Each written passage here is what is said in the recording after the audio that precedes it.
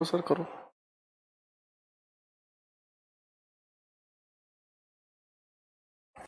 सभी को नमस्कार। एक ओंकार। Way of teaching is very nice. आप कनेक्ट कर पा रहा हूँ, समझ आ रहा है। Ankit, thank you Ankit. सब समझ आएगा, सब समझ आएगा। मोहम्मद कहते हैं हाउ आर यू। बहुत खूब, बहुत खूब। सभी के सभी स्टूडेंट जल्दी जल्दी से आ जाएं लाइन पर और कहानी को शुरू कर देते हैं।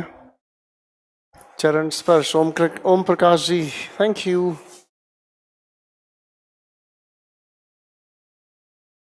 Thank you, thank you.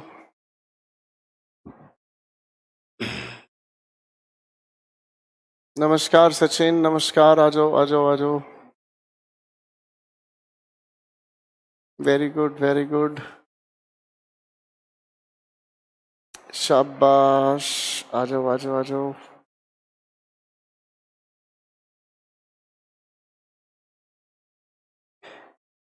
Neeraj साहब कहते हैं जो टेंस के क्वेश्चंस की शीट अपलोड की है उसके आंसर की मिल सकती है क्या? बिल्कुल नहीं मिलेगी। जो क्वेश्चंस आपको दिए जा रहे हैं वो क्वेश्चंस प्रैक्टिस के हैं। अपनी क्लास के बाद उन पर प्रैक्टिस करें, डाउट जोन में क्वेश्चंस पोस्ट करें। एंड आगे आता है आप best teacher. Thank you Anuj.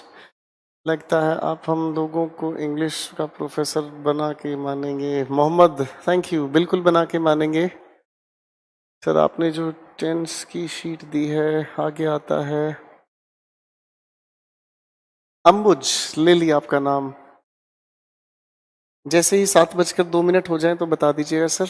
Comments को पढ़ना छोड़ूंगा और क्लास की बात करनी शुरू करूंगा। आज आप लोगों को जो पीडीएफ दी गई है टेंस वाली, उन क्वेश्चंस को हम पढ़ना सीखेंगे। और थैंक यू कमल।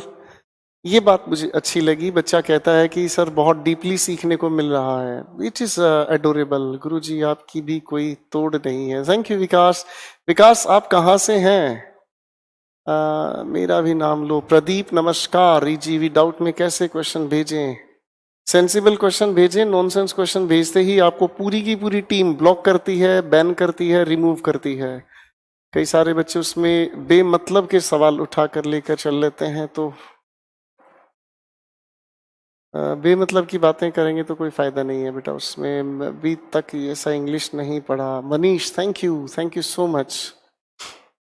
डाउट कैसे क्लियर करें? पढ़कर क्लियर करें बेटा। डाउट क्लियर करने के लिए उसके अलावा और महाभारत नहीं लड़नी होती।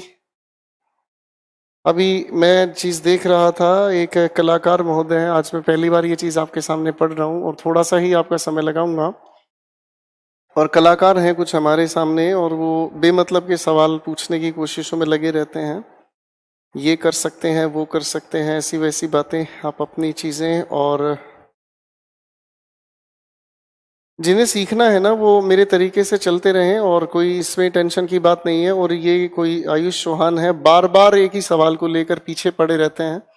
इन चीजों से मैं बड़ा परेशान होता हूँ। एक सवाल है जिसको लेकर हम लोगों ने समझा था, if the boss gives him a chance he will prove his potential. तो ये अपनी जगह बिल्कुल ठीक है, इसमें डाउट की कोई बात नहीं है।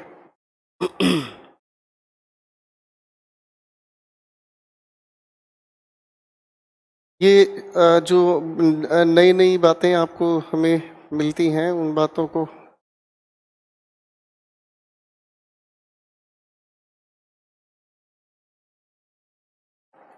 कई सारे मैं चीजें देखता हूँ, टीम देखती है। और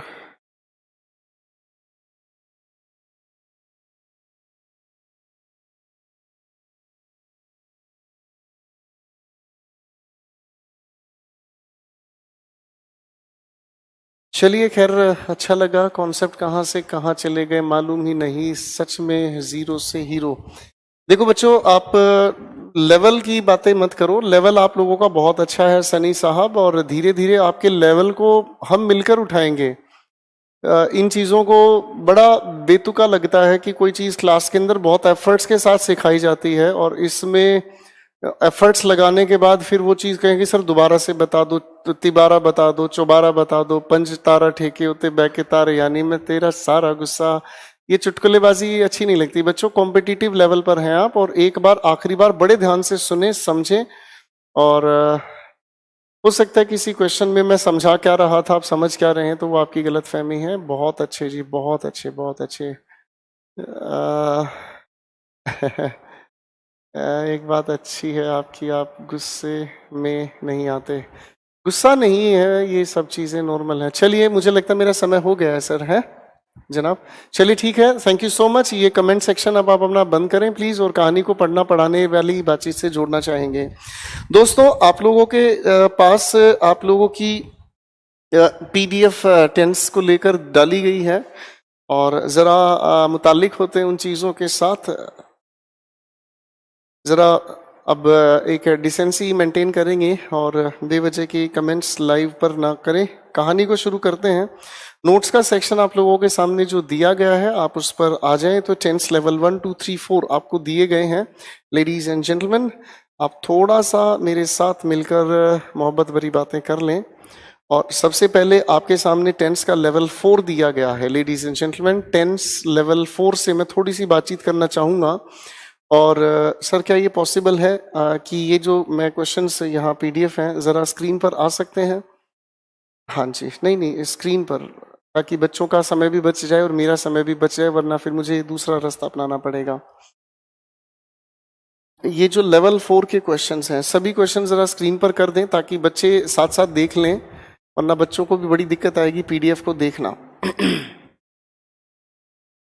आप 2 मिनट के लिए वेट कर सकते हैं, मैं बच्चों के कमेंट्स पर आ जाता हूँ वापस। बच्चों, आपके लिए स्क्रीन पर सारी चीज़ मैं अपलोड करवा रहा हूँ ताकि आप फ़ोन पर देखें और चीज़ों को सिस्टमैटिकली तरीके से देख सकते हैं। मनोज साहब, वोकैब का सेक्शन हम करेंगे, आप जल्दी आ गए। बिल्कुल शिखा मैम, मैं बहुत जल्दी आने की मेरे अंदर तलब होती है कि मैं अपने बच्चों को हर एक चीज़ टाइम से पहले सटीक टाइम पर पढ़ा सकूँ। लव यू अभिषेक बेटा, very good very good. Brown रंग हो जाए thank you Shri Ram ji. If it should rain I will not go to class. ये पता नहीं ये कहाँ से, अरुण साहब आप कहाँ से सोचते हैं बेटा? यहाँ है दिमाग, यहाँ है दिमाग। बेतुके सवालों को पूछने से आप अपना लेवल डिस्टर्ब कर रहे हैं।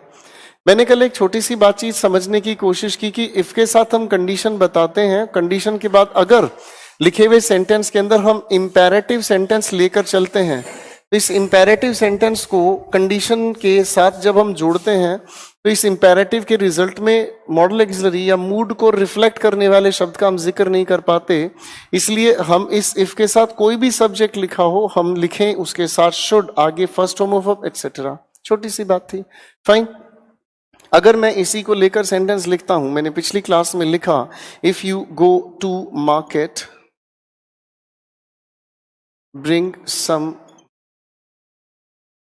Snacks for me. ये छोटा सा सेंटेंस हम लोगों ने लिखा था पिछली क्लास में। हम लोगों ने जो समझा, सर ये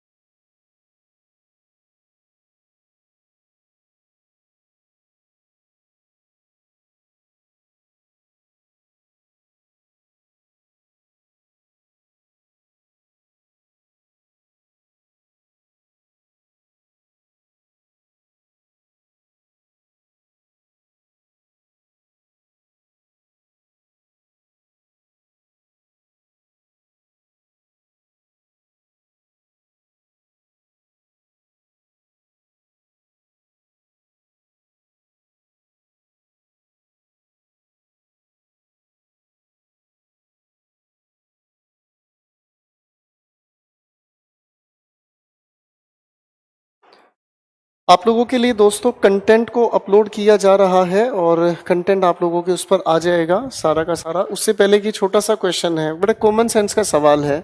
अब इस लिखे हुए सेंटेंस के अंदर अगर हम देखने की कोशिश करें तो हमारा जो रिजल्ट है वो बेसिकली इंपेरेटिव सेंटेंस है। अगर इंपेरेटिव की मैं बात करना चाहूँ तो फर्स्ट फॉर्म ऑफ वर्ब से ये सेंटेंस शुरू हुआ और कहानी हुई। ठीक है।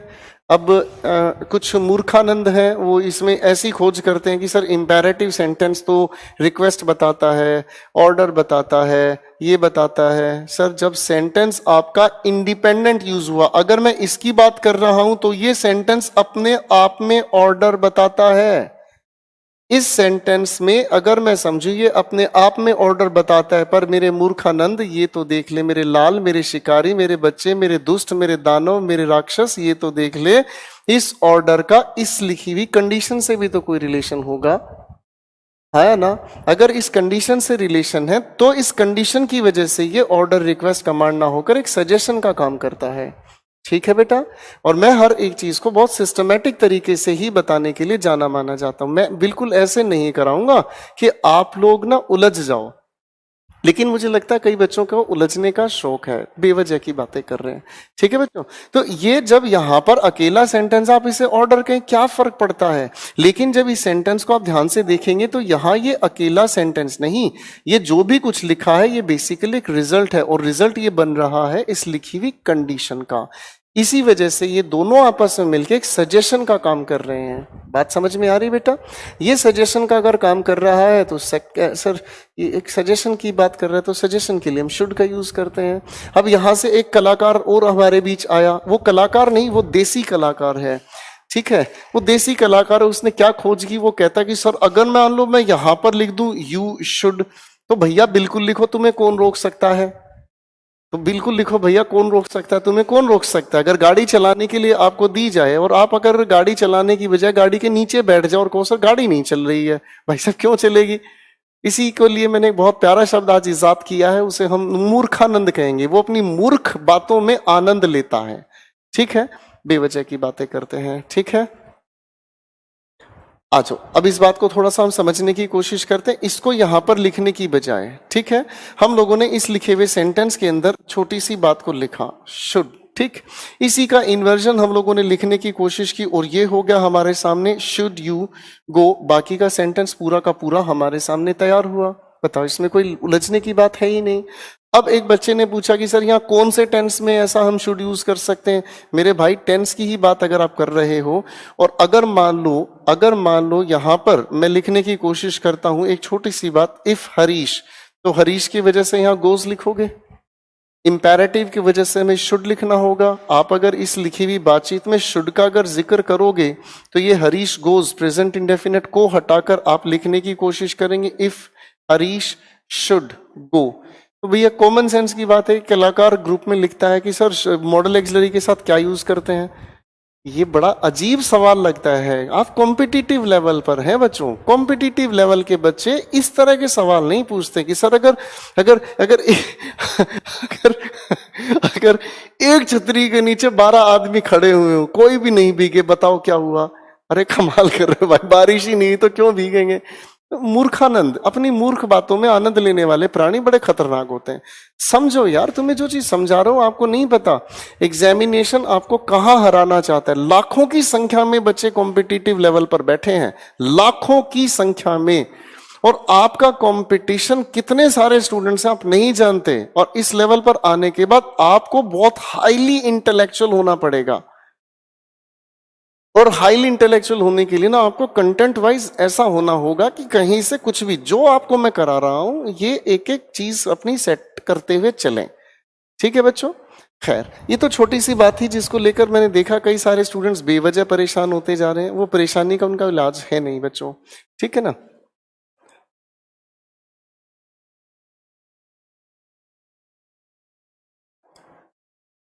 टीम लगी रहती है, हर एक चीज को नोटिस करती है। आप उसमें एक छोटा सा भी नॉनसेंस अपडेट करते हैं ग्रुप में तो वो भी हमारे लिए नहीं सर, सभी सारे स्टूडेंट्स के लिए वो परेशानी होती है बेटा। है बहुत अच्छे।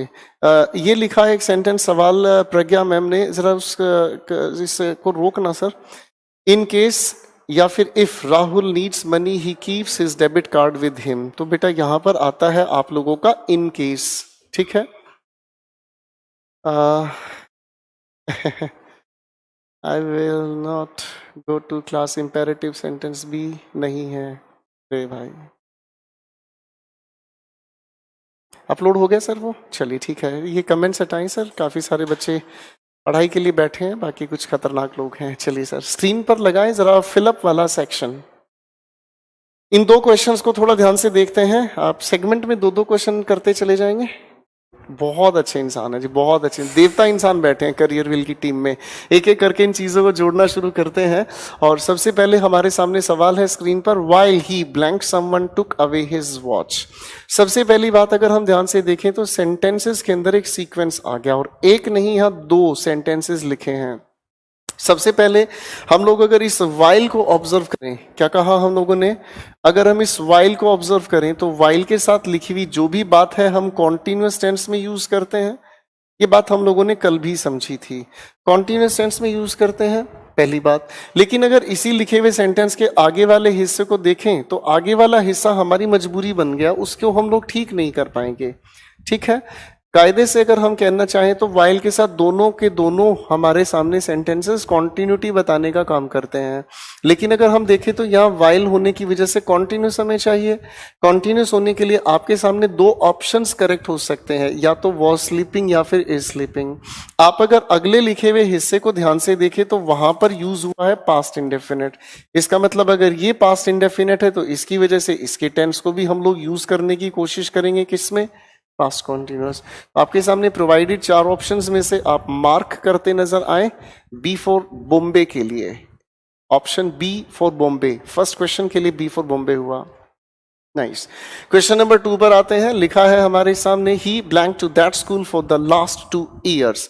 हमारे सेंटेंस के अंदर सिंस या फॉर की अगर जिक्र आ जाता है तो हम सिंस या फॉर की वजह से प्रायोरिटी पर रखते हैं परफेक्ट कॉन्टिन्यूअस टेंस। आपके सामने 4 ऑप्शंस हैं। इन चारों के चारों ऑप्शंस को अगर ध्यान से हम देखें तो इनमें आपके हिसाब से परफेक्ट कॉन्टिन्यूअस टेंस कौन सा हुआ, आफरीन, ए फॉर एप्पल। परफेक्ट कॉन्टिन्यूअस के हिसाब से क्वेश्चन नंबर 2 के लिए ए for Apple. Next question switch करें सर। क्वेश्चन नंबर 3 पर फोकस करते हैं दोस्तों। क्वेश्चन नंबर 3 कहता है, I know that you blank up the idea of hearing Sanskrit. अगर हम ध्यान से समझें तो जो चीज आपको पता चली है अभी, तो उस मैटर को हम बताने की कोशिश करते हैं रिसेंटली कंप्लीटेड एक्शन। मैं क्वेश्चंस के रीजन आपको बताता चलूं तो रीजन प्लीज आप अपने आंसर्स के साथ जरूर लिखें। क्वेश्चन नंबर 3 की अगर हम बात करते हैं तो ये बताने की कोशिश करता है रिसेंटली कंप्लीटेड एक्शन। क्या बताता है बच्चों, जब ये रिसेंटली कंप्लीटेड एक्शन बताता है तो जो अब आपको पता चला है, तो पता चलने का मतलब आपको अभी अभी पता चला।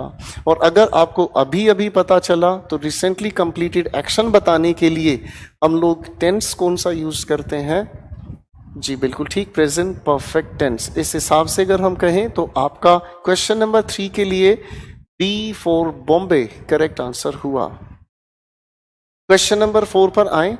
लिखा है, if it blank this afternoon we shall stay at home. अगर ध्यान से हम देखें तो कंडीशन और रिजल्ट आपस में देखो जरा, टेंस की कोऑर्डिनेशन क्या कहती है।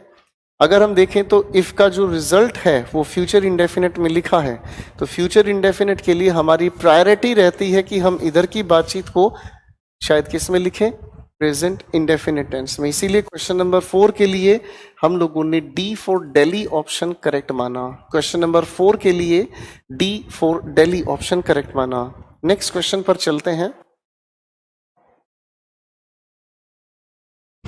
क्वेश्चन नंबर 5 हमारे सामने आता है जिसे हम कहते हैं इट इज टाइम। लो जी सर, ये आपका वही सवाल है, इमेजिनेशन जैसा सवाल शायद हमने समझा था। अब देखो, इस सवाल को समझने से पहले मेरे दोस्तों वही पुरानी बात करते हैं। अगर मैं आपको कहूं it is time you blank, हमारे सामने जो क्वेश्चन है उसी जैसा मैं तैयार करूंगा। It is time you blank और उसके बाद मैंने लिखा गो टू बेड। ठीक, अगर इसी बात को मैं कहने की कोशिश करूं, इट इज टाइम, आगे मैंने लिखा फॉर यू ब्लैंक गो और उसके बाद मैंने तैयार किया आपके लिए टू बेड।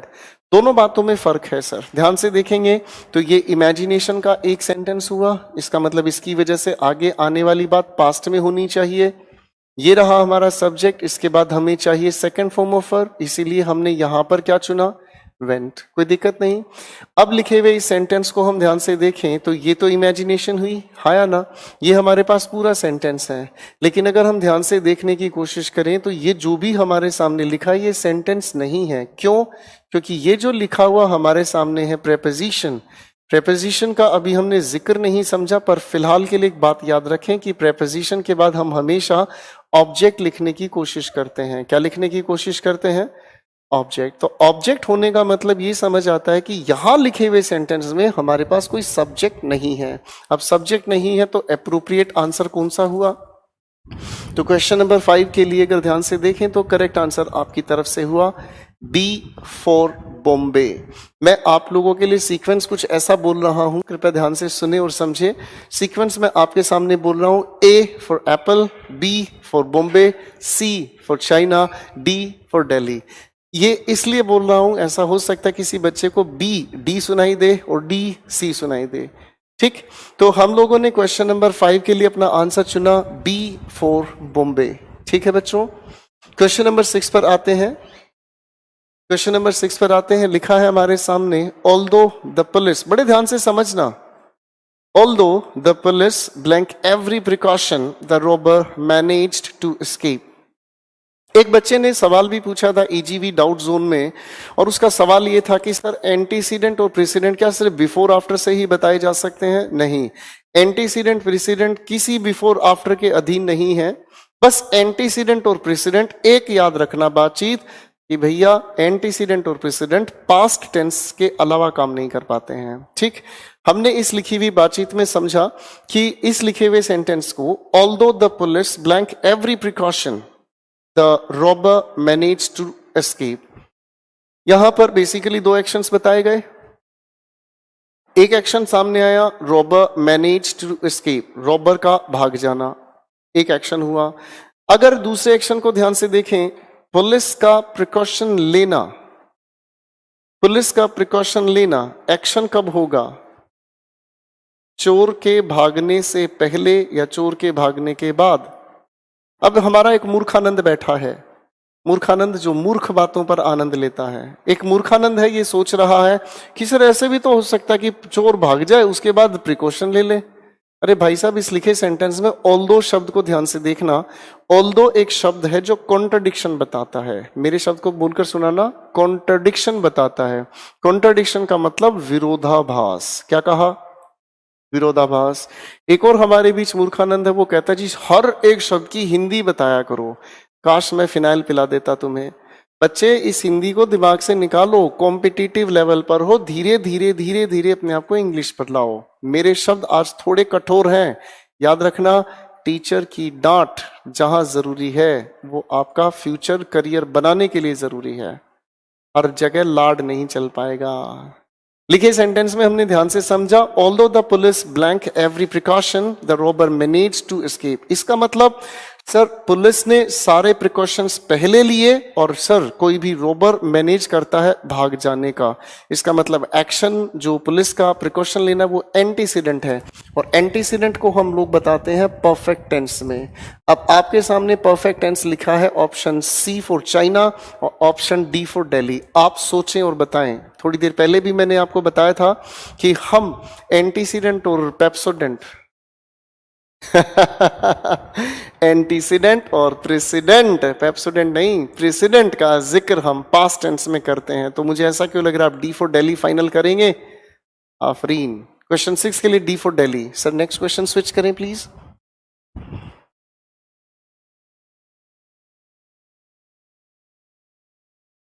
नेक्स्ट सेंटेंस पर अगर हम बात को लेकर चलते हैं तो हमारे सामने क्वेश्चन नंबर 7 आता है। लिखा है हमारे सामने, I went to bathroom blank my clothes and had a nice bath.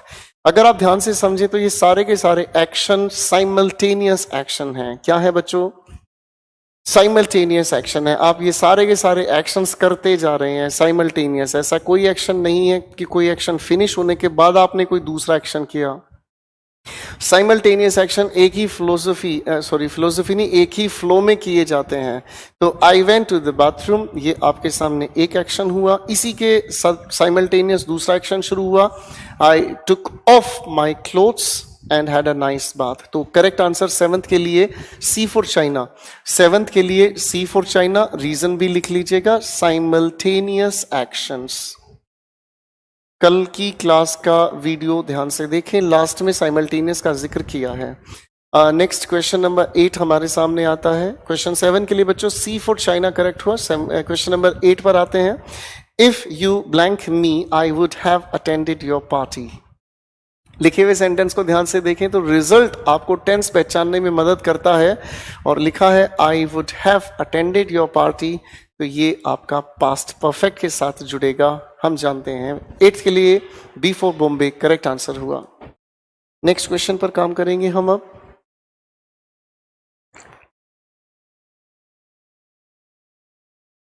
Sir कोशिश करें ये जो हमारे क्वेश्चंस है ना, ये क्वेश्चंस यहाँ पर आ जाएं ताकि मैं ऊपर लिखूं, बच्चों को नजर आ जाए। थोड़ा और नीचे ले आए, बेहद खूबसूरत। अब बच्चों को ना एटलीस्ट मेरी गर्दन नजर आ जाए, थोड़ा सा और नीचे करें।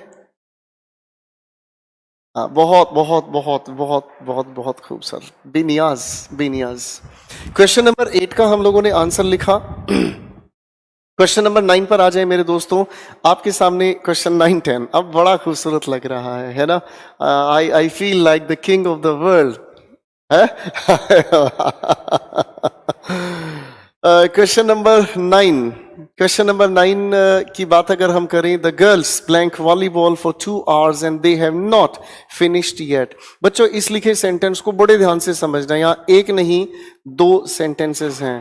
पहले तो दूसरे हिस्से को ध्यान से देखो, जो हिस्सा आपके सामने, सॉरी मैं इधर कर रहा हूं, जो हिस्सा आपके सामने यहां लिखा है they have not finished yet, इस येट को लेकर थोड़ा ध्यान से याद करेंगे बात को। येट को लेकर हम लोगों ने 3 चीजों को समझने का काम किया था। मैं फिर से याद दिला देता हूं, येट की अरेंजमेंट हम हमेशा लिखते हैं सेंटेंस के आखिर में। दूसरी बात, हम सेंटेंस को प्रेफर करते हैं नेगेटिव। तीसरी बात, हम इसे यूज करने की कोशिश करते हैं परफेक्ट टेंस के लिए। तीनों बातें याद आ गई, आया ना? अब ध्यान से देखने की कोशिश करें, जो आपके लिखे हुए सेंटेंस के दूसरे हिस्से में है, ये जो भी लिखा है they have not finished yet, तो येट की अरेंजमेंट सेंटेंस के आखिर में है, सेंटेंस नेगेटिव है, देखो ध्यान से, और उसके बाद परफेक्ट टेंस का यूज अपने आप में सही है। अब अगर यहां पर प्रेजेंट परफेक्ट है तो पहले हिस्से में भी आपको प्रेजेंट से रिलेटेड टेंस चाहिए। इसका मतलब आपका ऑप्शन ए और ऑप्शन बी बाहर हुआ। भाई हाँ ना, ऑप्शन ए और ऑप्शन बी बाहर हुआ। अब एक तरफ ऑप्शन बचता है सी फॉर चाइना, एक तरफ बचता है डी फॉर दिल्ली। जरा सेंटेंस के पार्ट 1 को ध्यान से पढ़े, लिखा the girls blank volleyball for 2 hours। Since या फोर के साथ टाइम अगर बताया जाता है तो हम परफेक्ट कॉन्टिन्यूस टेंस को प्रेफर करते हैं, इसलिए 9th के लिए आपने चुना D for Delhi. Question number 10 पर आते हैं, लिखा है the leaves of the tree blank green in spite of no rains this year. इस दिस ईयर ने जस्टिफाई कर दिया है कि लिखा हुआ tense this year means present से रिलेटेड है। प्रेजेंट से रिलेटेड है तो आपका चॉइस सी फॉर चाइना और डी फॉर दिल्ली दोनों डिस्कशन से बाहर, ए या फिर बी में से एक को चुने। पहचान गए हैं आप कि लीव्स प्लूरल है, तो B for Bombay correct answer हुआ। सर नेक्स्ट क्वेश्चन जरा शो करें।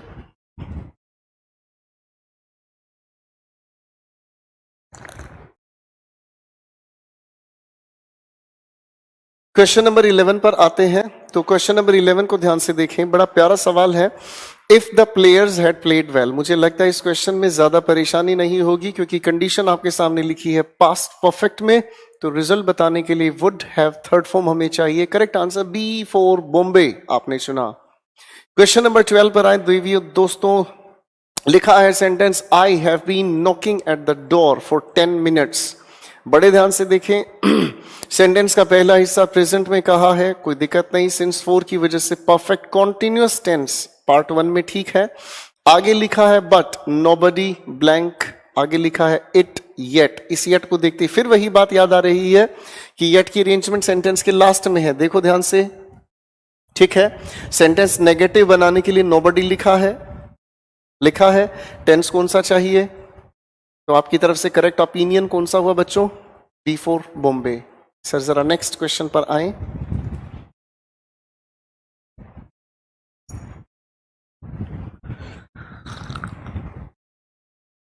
क्वेश्चन हमारे सामने लिखा है 2 years ago। अगर आप इस अगो को थोड़ा सा ध्यान से देखें तो 2 years ago, इस अगो का मतलब हमें समझ आता है कि ये तो पास्ट स्पेसिफिक टाइम की बात कर रहा है। क्वेश्चन यहीं खत्म हुआ। 2 years ago past specific time का जिक्र देता है। पास्ट इंडेफिनिट का टाइम अगर हम देखें तो आपकी तरफ से C for China correct answer हुआ। C for China correct answer हुआ। क्वेश्चन नंबर 14 पर आए। We blank for half an hour. Sir आप लोग समझ ही गए हैं कि यहां पर लिखा है हाफ एन आवर, ठीक, तो इसमें तो कोई प्रॉब्लम है नहीं, लेकिन प्रॉब्लम आगे है। प्रॉब्लम आगे क्या है उसे ध्यान से समझें। We blank for half an hour when the other team arrived. अब इसे थोड़ा ध्यान से समझें। लिखा है when the other team arrived, दूसरा हिस्सा जो लिखा है वो पास्ट इंडेफिनिट में लिखा है।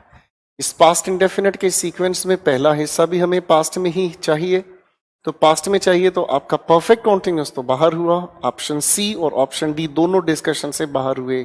ए या फिर बी में से किसी एक को चुना जाए। अब इस बात को रिवाइज कराता हूं, हमने टेंस के वक्त सीखा है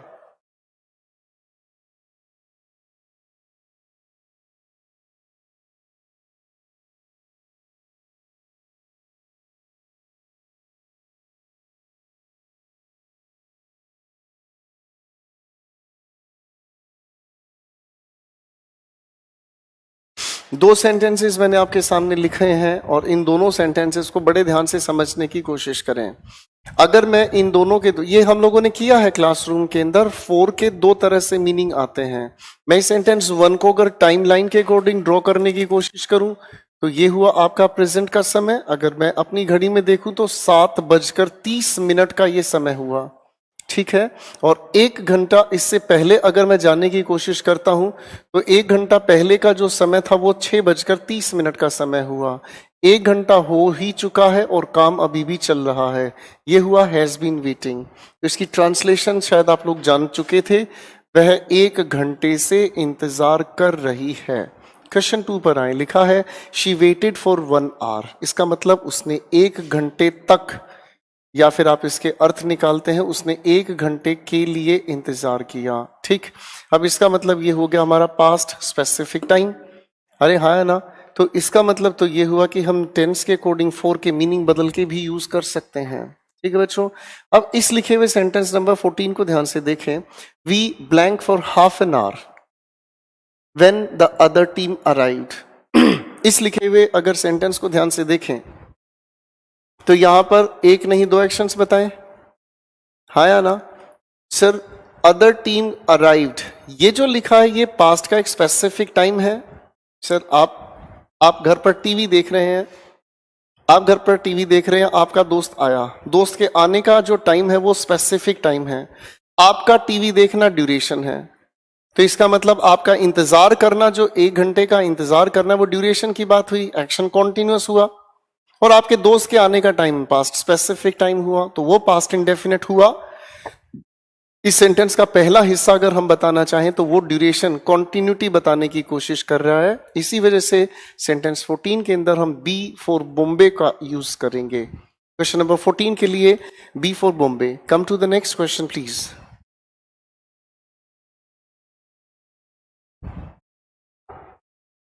लो जी, बड़े प्यारे सवाल, आसान आसान सवाल आ रहे हैं अभी तो, ठीक है बच्चों।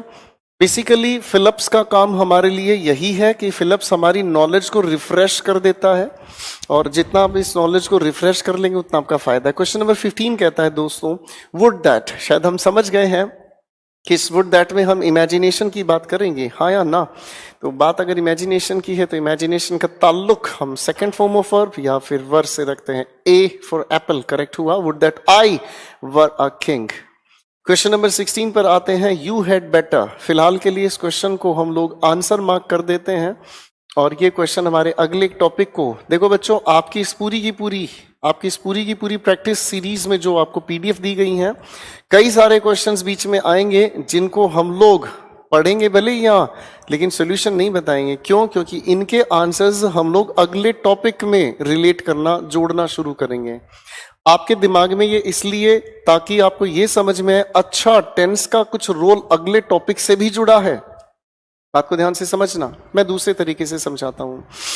हम लोगों ने हम लोगों ने 9th स्टैंडर्ड से ट्रिग्नोमेट्री मैथमेटिक्स की बात कर रहा हूँ, मेरा दायरा नहीं है पर फिर भी मन कर रहा बोलने का।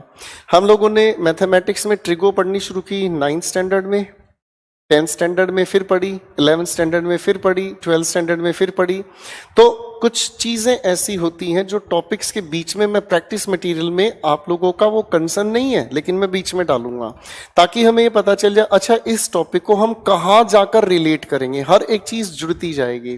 जिस दिन ये पूरी पिक्चर क्लियर होती है ना बच्चों, उस दिन हमें पता चलता कहाँ कौन सी बात क्यों बताई गई। क्वेश्चन नंबर 16 का स्टार लगाकर लिख लीजिएगा, इसे हम लोग जोड़ेंगे समझेंगे नेक्स्ट टॉपिक में मॉडल एक्सिलरीज में। तो इसका आंसर फिलहाल के लिए अगर आप चाहें तो मार्क करना चाहें तो कर सकते हैं। जरा जरा रिवर्स पर आएंगे, इससे रिवर्स पर, हाँ जी, इसका आंसर फिलहाल के लिए आप मार्क कर लें ए फॉर एप्पल। वजह क्या है हम मॉडल एक्सिलरीज में समझेंगे, देखते रहिए सामने। क्वेश्चन 17 पर डच पीपल, इस क्वेश्चन को समझेंगे थोड़ी देर बाद। मैं आपसे 2-4 सवाल पूछना चाहूंगा, सोचें और मुझे जवाब दें। बाबूजी मुझे बताएं लाल किला किसने बनवाया? जवाब देना, बैठना नहीं है। हाँ, लाल किला किसने बनवाया? शाबाश, शाहजहां ने बनवाया, वेरी गुड। मैं अगर आपसे पूछता हूं कुतुब मीनार किसने बनवाया? शाबाश, जो आंसर आप लोग जानते, मैं नहीं जवाब देने वाला। तो एक बात बताओ, मैं अगर आपसे पूछूं भाई ताजमहल मुझे लगता है 2035 में बनवाया, आप लोग गुस्सा हो गए मुझ पर, आप कहोगे क्या मजाक कर रहे हो सर, ताजमहल शाहजहां ने बनवाया, शाहजहां का शासनकाल हमें पता है।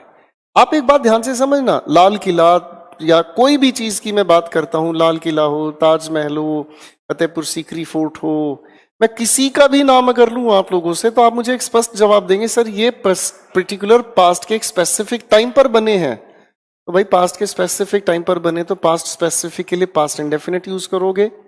क्वेश्चन नंबर 17 पर आओ। Dutch people blank high walls, यहां पर जो एंड लिखा है ये गलत लिखा है, इसे हटा लीजिएगा। Dutch people blank high walls around Holland's coast, तो ये पास्ट स्पेसिफिक टाइम पर ही किसी ने बनवाई थी, उसके लिए आपको यूज करना है past indefinite, B for Bombay, question 17 के लिए। क्वेश्चन नंबर 18 पर आए, बड़ा प्यारा सवाल है, ध्यान से समझना। The boys blank television every night unless they have homework. अब देखो ध्यान से, इस अनलेस का मतलब तो समझ आ ही गया होगा। अनलेस के बाद आगे जो लिखा है वो आपका प्रेजेंट का टेंस है। पहले हिस्से में आ जाए तो हमें समझ में आता है the boys blank television every night. इस एवरी नाइट को देखकर याद आता है कि बच्चों की ये हैबिट या रूटीन एक्शन है, और हैबिट या रूटीन एक्शन को हम बताते हैं हमेशा प्रेजेंट इंडेफिनिट टेंस में। तो प्रेजेंट इंडेफिनिट टेंस के लिए कहीं ऐसा तो नहीं, ए फॉर एप्पल करेक्ट आंसर हुआ। कुछ कलाकार सोच रहे हैं सर ऑप्शन बी और ऑप्शन सी तो सेम है। भाई हमारी मर्जी, कोई भी ऑप्शन दे आप लोगों को इसीलिए कंफ्यूज करने के लिए ऑप्शंस भी कभी कभी एग्जामिनेशन रिपीट करता है। वो सोचता है बच्चा यार 2 बार ऑप्शन दे दिया तो यही ठीक होगा, गलती ना करें प्लीज। नेक्स्ट सेंटेंस पर आते हैं, क्वेश्चन 19 पर। नाम है ये किसी प्राणी का, Maria an appointment to see the doctor, it is 10 AM tomorrow।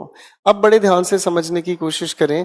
Maria ने एक अपॉइंटमेंट फिक्स की और आपको ये बताया कि इट इज 10 AM tomorrow। अगर वो इंसान बता आपको अब रहा है तो उस इंसान ने अपॉइंटमेंट कब ली?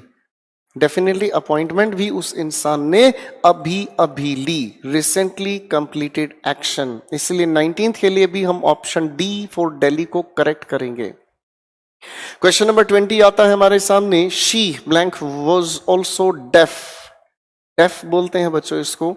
फिलहाल के लिए इसका आंसर मार्क कर लीजिएगा, सी फॉर चाइना। वजह क्या है अगले टॉपिक में हम समझेंगे मॉडल एक्सिलरीज में। फिलहाल के लिए 20th के लिए सी फॉर चाइना मार्क करें। मॉडल एक्सिलरी समझने के बाद ये चीज समझ में आएगी क्यों टेंस का मॉडल एक्सिलरी से क्या लेना देना है। क्वेश्चन नंबर 21 पर आए। She blank everything in the garden and then she ran into the house। ये एक साइमल्टेनियस एक्शन है, ठीक। अब कोई इंसान इस छोटी सी एक्टिविटी को कैसे कर रहा है, बड़े ध्यान से समझें। एक इंसान है जो गार्डन में है, ठीक है, और वो इंसान टच, मैं इधर आ जाता हूं ताकि आपको फीलिंग आ जाए। एक इंसान गार्डन में है और वो हर एक चीज को टच करते करते, यानी कि इसका मतलब क्या हुआ, टच भी कर रहा है और वो धीरे धीरे अपने घर की तरफ जा भी रहा है। साइमल्टेनियस एक्शन हुए। साइमल्टेनियस एक्शन एक ही टेंस में होते हैं हमेशा। अगर देखें ध्यान से दूसरे हिस्से का जिक्र पास्ट इंडेफिनिट में है, तो पहले सेंटेंस का हिस्सा भी पास्ट इंडेफिनिट में हुआ। D for Delhi correct answer आपने मार्क किया। क्वेश्चन नंबर 22 पर आए। इस सवाल का जवाब देने से पहले जरा मेरी तरफ ध्यान से सुने। मैं एक टीचर हूं, मैं दवाइयां देता हूं। मेरा दोस्त एक इंजीनियर है और ये कानून व्यवस्था बनाता है। आप कहोगे सर गड़बड़ हो रही है कुछ दिमाग में। आप सभी के सभी स्टूडेंट्स हैं, आप कानून लिखते हैं।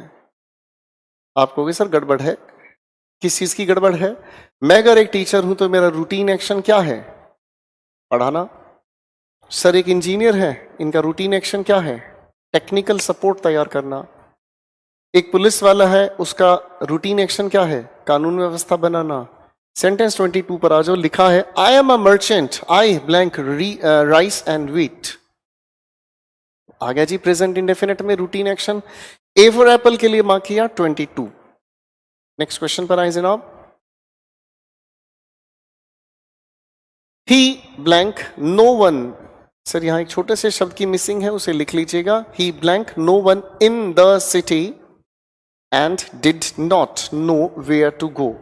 जब वो इंसान किसी को जानता ही नहीं, जब वो इंसान किसी को जानता ही नहीं, तो दोनों के दोनों एक्शंस साइमल्टेनियस हुए। मैं किसी को जानता नहीं तो मैं जानता ही नहीं कि तो किसी इंसान को, तो मैं जाऊं कहां? तो बात पास्ट की अगर चल रही है तो आपका ऑप्शन ए, ऑप्शन बी दोनों डिस्कशन से बाहर हुए। ऑप्शन डी के अंदर गड़बड़ हुई, हम नो का कॉन्टिन्यूस यूज नहीं करते। आपका बचता है एक ही choice, C for China correct answer हुआ।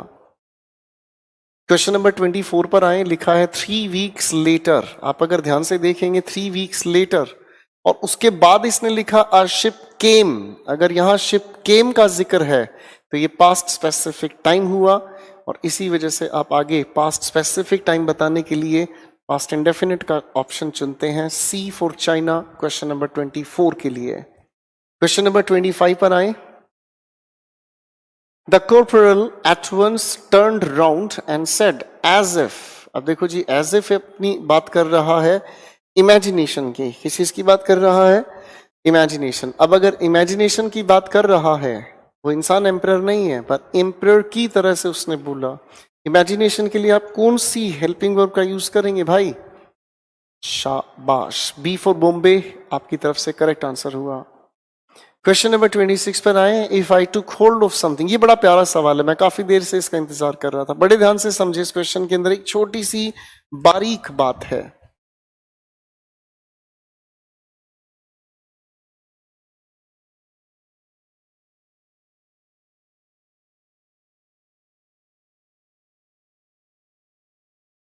इस सेंटेंस को जरा पढ़कर ध्यान से देखें और कोई करेक्शन है तो मुझे बताएं।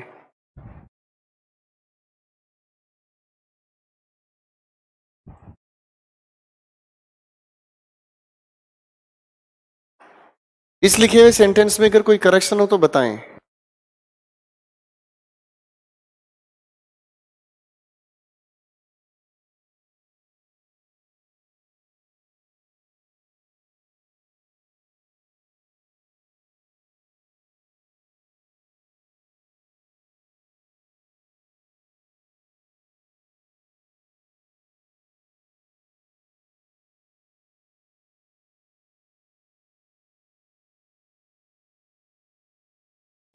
अब इस लिखे हुए सेंटेंस को अगर हम ध्यान से देखें तो इस लिखे सेंटेंस के अंदर if I boil water it evaporates, ये सेंटेंस में कोई परेशानी नहीं।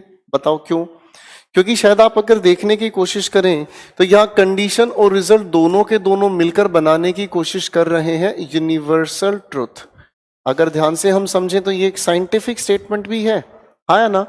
इसमें कोई दिक्कत नहीं है, ये साइंटिफिक स्टेटमेंट है। तो साइंटिफिक स्टेटमेंट कहती है कि लिखे हुए कंडीशन में भी हमारे सामने प्रेजेंट इंडेफिनिट और सर हमारे सामने रिजल्ट में भी प्रेजेंट इंडेफिनिट। मुझे याद है मैंने किसी भी कंडीशन का भी आपको कोई नाम नहीं बताया, नाम को भी डिस्क्लोज करूंगा जब हम अगले टॉपिक में जाएंगे। फाइन, बड़े ऑर्गेनाइज तरीके से सीखना बच्चों, बेवजह की बातें नहीं करेंगे।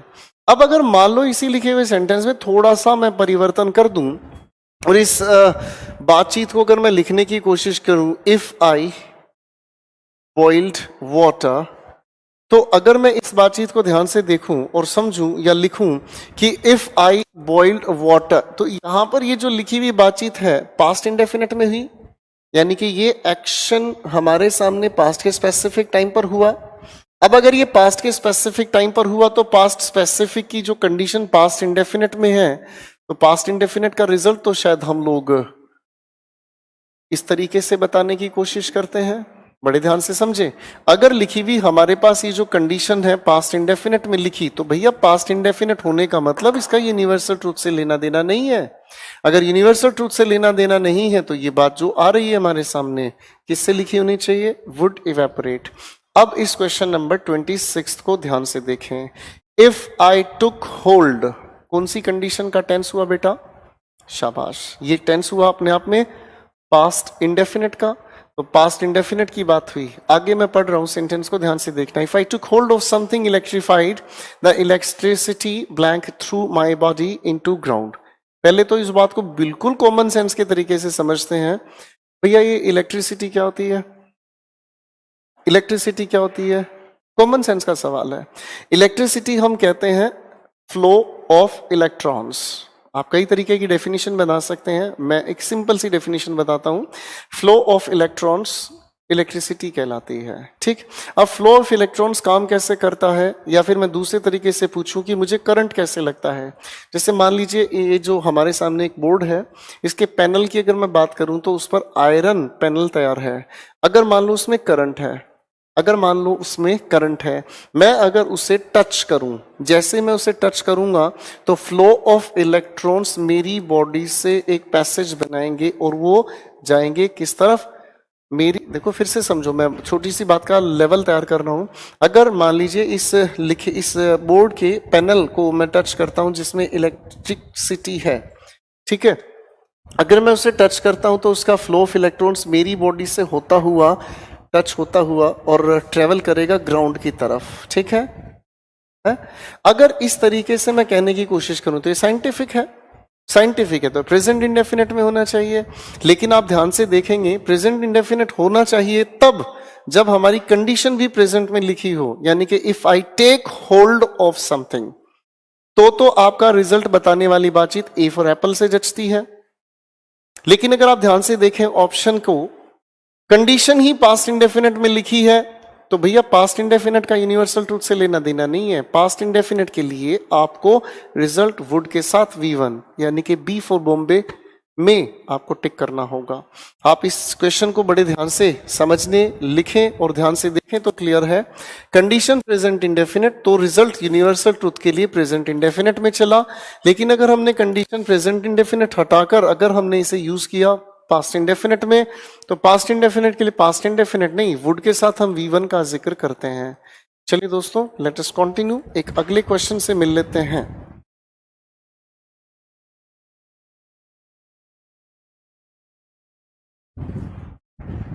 एक अगले क्वेश्चन से मिल लेते हैं। लिखा है क्वेश्चन जो 27 है ये मिसप्रिंट है। प्लीज आप इस क्वेश्चन को चाहें तो स्किप कर सकते हैं, ठीक है।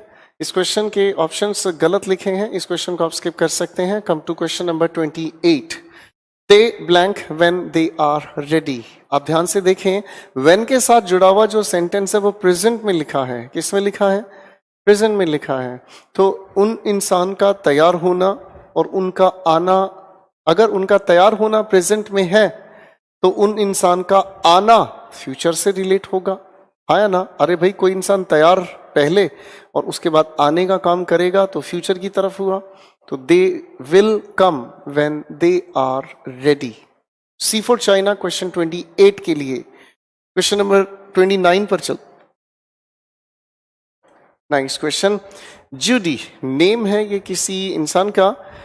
Judy blank watching horror films although she has nightmares afterwards। अब इस सेंटेंस के अंदर एक नहीं दो सेंटेंसेस दिए गए हैं।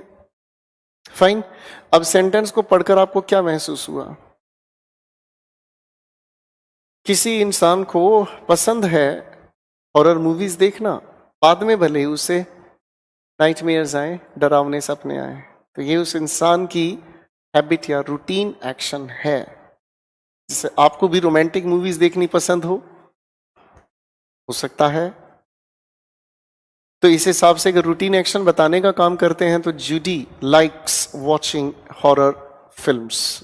B4 बॉम्बे क्वेश्चन 29 के लिए। क्वेश्चन 30 हमारे सामने आता है, it blank every afternoon for the past week. लिखी हुई बात को ध्यान से देखें। It blank every afternoon for the past week. Since या फॉर की पहली क्राइटेरिया को कंडीशन में अगर हम देखें तो ये परफेक्ट कॉन्टिन्यूअस टेंस का यूज करना सिखाएगा। आगे ये कहता है the weather forecast predicts.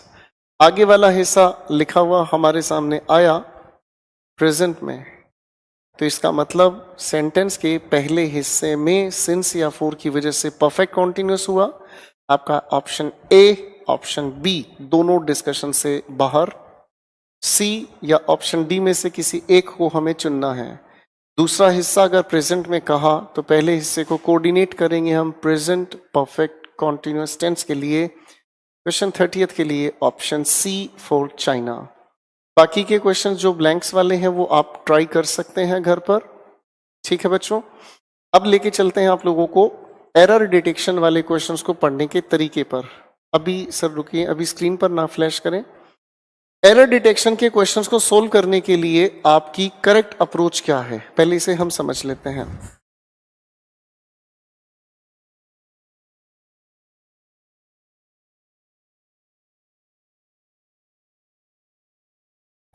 Tense से रिलेटेड क्वेश्चंस को जब भी हम पढ़ते हैं तो क्वेश्चंस को पढ़ने की ना अपनी कुछ बेसिक ट्रिक्स हैं, या फिर अगर मैं कहूं तो कुछ रिकमेंडेशंस हैं। क्वेश्चन को आप किसी भी तरह से पढ़ें, वो आपका अपना तरीका मान्य है या नहीं, इस बात को जान लेना जरूरी है। हो सकता है आपने अपने मनगढ़ंत तरीके बनाए हों, हो सकता है किसी ने अपने मनमाने ढंग से क्वेश्चंस बनाने का तरीका सीखा हो, लेकिन एग्जामिनेशन अपने पैटर्न के अकॉर्डिंग आपसे क्वेश्चंस पढ़ाना चाहता है। क्या है वो पैटर्न, क्या है वो स्किल, या फिर क्या कहें वो ट्रिक्स, एक एक करके आओ समझ लेते हैं। क्वेश्चन को सोल्व करते वक्त हम कई सारी चीजों का ध्यान रखते हैं। क्या है वो चीजें, सुने और समझें। सबसे पहली बात, हम लोगों ने ये चीज की भी है, समझी भी है। अगर मान लो हमारे सामने किसी लिखे हुए क्वेश्चन के, देखो बेसिकली हमारे सामने 4 सेक्शंस बटे हैं। एक हुआ ए, एक हुआ बी, एक हुआ सी और एक हुआ डी। मान लीजिए हमारे सामने लिखे हुए क्वेश्चन के अंदर, मैं सेक्शन ए के अंदर भी करेक्शन कर सकता हूं, सेक्शन बी के अंदर भी करेक्शन कर सकता हूं। तो आप मुझे बताएं आप कौन से पार्ट में एरर मार्क करेंगे। इस चीज को लेकर हम लोगों ने प्रैक्टिस की थी कंडीशंस में और समझा कि बच्चों हम हमेशा लेफ्ट पार्ट को ठीक मान एरर मार्क करने की कोशिश करते हैं राइट पार्ट में, ठीक। तो ऐसी कंफ्यूजन कि ए सेक्शन में भी गलती ठीक हो सकती है, बी में भी, तो हम ए को ठीक मानकर एरर मार्क करते हैं बी सेक्शन में, ठीक है बच्चों। दूसरी ट्रिक से मैं आपको मिलाना चाहूंगा। कभी कभी देखो, वैसे तो हम लोग जानते हैं कि लेफ्ट को ठीक मानकर एरर हम राइट में मार्क करते हैं, पर कभी कभी हमारे सामने लिखे हुए सेंटेंस के अंदर हमें राइट पार्ट के अंदर लिखा हुआ मिल जाता है टाइम वर्ड, और टाइम वर्ड जब लिखा हुआ मिलता है तो क्वेश्चन को पढ़ने की हमारी जो तरीका है या क्वेश्चन को पढ़ने का हमारा जो अप्रोच है, हम उसे रिवर्स में लेकर चलते हैं, यानी कि राइट टू लेफ्ट। अब ये राइट टू लेफ्ट का काम कैसे होता है, इस बात को ध्यान से समझने की कोशिश करेंगे हम अभी प्रैक्टिस के क्वेश्चंस पर। ये दूसरी ट्रिक हमारे सामने है। देखो बच्चों, जो मैं ये बात लिख रहा हूं ना, इसे प्लीज साथ साथ अब पेन पेपर उठा के लिखते भी रहें, समझते भी रहें, क्योंकि अब क्वेश्चंस की जब प्रैक्टिस हम करेंगे ना, उस पर इन चीजों की हमें बहुत जरूरत पड़ेगी। पहला ट्रिक हमने बनाया कि लेफ्ट टू राइट, जब दोनों जगह एरर ठीक हो सकते हैं, लेफ्ट को छोड़ हम राइट पर एरर मार्क करते हैं। दूसरी बात हमने समझी कि चलता तो कहानी लेफ्ट टू राइट ही है, पर कभी कभी हमें टाइम वर्ड लिखा मिलता है, इस टाइम वर्ड की वजह से क्वेश्चन हम रिवर्स में करेक्ट करते हैं। तीसरी बात हमारे सामने आती है कि कभी कभी हमारे सामने लिखे हुए सेंटेंस में, शायद हम लोगों ने बात की है कि कभी कभी हमारे सामने लिखे हुए सेंटेंस में हमें पता चलता है कि कोई ऐसा शब्द आया जिसे अगर हम कहें तो ये ओमिटेड वर्ड है, ओमिटेड, ठीक है। अब ओमिटेड वर्ड की अगर हम बात करें या फिर अगर हम कहने की कोशिश करें कि कोई एक ऐसा वर्ड है जो कि यहाँ मिसिंग है, तो हम इसे लिखें कहाँ? लिखने के लिए दो रास्ते हो सकते हैं, या तो हम बी के आखिर में या फिर सी की शुरुआत में। तो शायद हम लोगों ने कंडीशनल सेंटेंसेस जब सोल्व किए थे तो समझा था कि अगर कभी भी ऐसी कोई कंफ्यूजन आए कि हमारे सामने दो ऑप्शंस के बीच में कोई एरर आए, तो लेफ्ट टू राइट के हिसाब से हम लोग चलते हैं कि जो भी हमारा मिसिंग वर्ड है हम उसे आने वाले की शुरुआत में ही एरर की तरीके से मार्क करते हैं। अगली बात आती है, हम लोगों ने टेंस को सीखने समझने के दौरान एक बात की थी जिसे हम कहते हैं दोस्तों कीवर्ड्स। क्या कहा? कीवर्ड्स। अब ये कीवर्ड्स क्या होते हैं, थोड़ा सा मेरे साथ मिलकर रिवाइज करें। कीवर्ड्स ऐसे शब्द हुए जिनके आधार पर हम टेंस को पहचानना सीखते हैं। ये भी क्या है, ये भी हमें पार्ट्स ऑफ स्पीच अपने आप समझा देगा, उसकी चिंता की बात नहीं है। मैं अगर कहूं लिखे हुए सेंटेंस के अंदर अगर मुझे लिखा हुआ मिलता है येस्टरडे, तो बताना बच्चों ये कौन से टेंस की बात कर रहा है? सभी को पता है, पास्ट स्पेसिफिक टाइम हो सर, पास्ट इंडेफिनिट की बात कर रहा है। लिखे हुए सेंटेंस के अंदर अगर मुझे कीवर्ड लिखा नजर आया सोफा, कौन से टेंस की बात कर रहा है? शाबाश, परफेक्ट टेंस की बात कर रहा है। अगर लिखे हुए सेंटेंस के अंदर मैं देखने की कोशिश करूं और मुझे लिखा हुआ मिलता है येट, बताना जरा, तो येट को हम कहाँ यूज करते हैं? सबको याद है, येट को लेकर अभी बात की थी। तीन चीजें हमें याद रखनी पड़ती हैं, बोलो ना, शाबाश। सेंटेंस में अरेंजमेंट लास्ट में, सेंटेंस नेगेटिव हो और टेंस परफेक्ट हो। ठीक है बच्चों, ये भी चीज हम लोगों ने पढ़ी है। तो ऐसे कई सारे हम लोगों ने कीवर्ड्स का जिक्र किया है टेंस के दौरान, आपको पता है। फिर एक अगली बात आती है बच्चों, जिस बातचीत को मैं थोड़ा सा समझ लेता हूं कि कभी कभी हमारे सामने लिखे हुए सेंटेंस के अंदर 6 कैटेगरीज हमें याद कराई गई। कुछ याद आया बच्चों? 6 कैटेगरीज। क्या है ये 6 कैटेगरीज? मेरे साथ मिलकर एक बार बोलोगे फटाफट से? हाँ, अभी तो असली बातचीत है रिवाइज करने की। 6 कैटेगरीज हैं भाई। सबसे पहले हमने कहा सेंस, बोल नहीं रहे हो यार आप लोग। हाँ, sense, feeling, mental process, possession, appearance, miscellaneous. एक बार मेरे साथ फिर से मिलकर बोलना भैया। 6 कैटेगरीज हम लोगों ने बोली, सेंस, फीलिंग, मेंटल प्रोसेस, शाबाश, पोजेशन, अपीयरेंस, मिसलेनियस। ये जो 6 कैटेगरीज हैं, हम लोगों को याद है कि इन 6 कैटेगरीज का जिक्र हम करते थे कौन से टेंस में, और कौन से टेंस में हम लोग इनका यूज नहीं करते। वो हमें पता है कि एक स्पेसिफिक मीनिंग बनाने के लिए हम लोग इनका कॉन्टिन्यूस टेंस में यूज कर सकते हैं, ये एक अलग बात है, उस बात से हमें ताल्लुक नहीं। 6 कैटेगरीज के बाद एक अगला हम लोगों ने ट्रिक बनाना शुरू किया कि हम लोग 3 शब्दों से परिचित होकर आए। सिंस, एक शब्द हमें लिखा मिला फॉर, एक शब्द हमें लिखा मिला फ्रॉम। शायद हम लोग इनके फर्क को जानते हैं, बोलो हाँ। सिंस, फॉर या फिर फ्रॉम की अगर हम बात करें तो हम इनके फर्क को जानते हैं, और शायद अगर इनके हम फर्क जानते हैं तो इनके बेसिस पर गलतियां हमसे पूछी जाती हैं। सिंस की जगह फॉर, फॉर की जगह फ्रॉम, ऐसे शब्दों की हम जानकारी रखते हैं।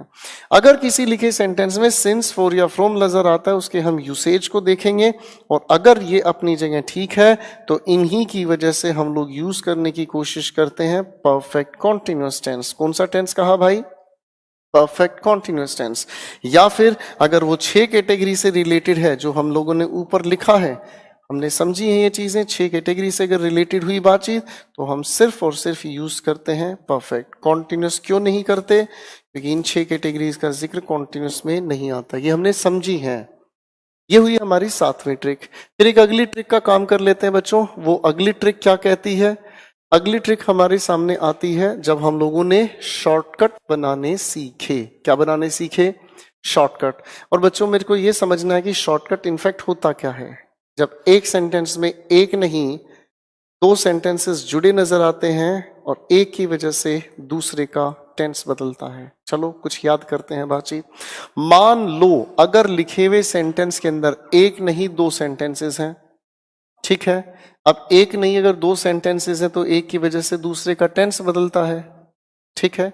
मान लो किसी लिखे हुए सेंटेंस के अंदर एक हिस्से में मुझे सुपरलेटिव डिग्री लिखी मिलती है। कॉमन सेंस याद आ गई कि सुपरलेटिव डिग्री की वजह से हम दूसरे हिस्से में क्या यूज करते हैं? Perfect tense. अब यहां अगर प्रेजेंट की बात कही जाए तो इधर हम लोग प्रेजेंट परफेक्ट यूज करते हैं। फिर से एक एग्जांपल लेते हैं।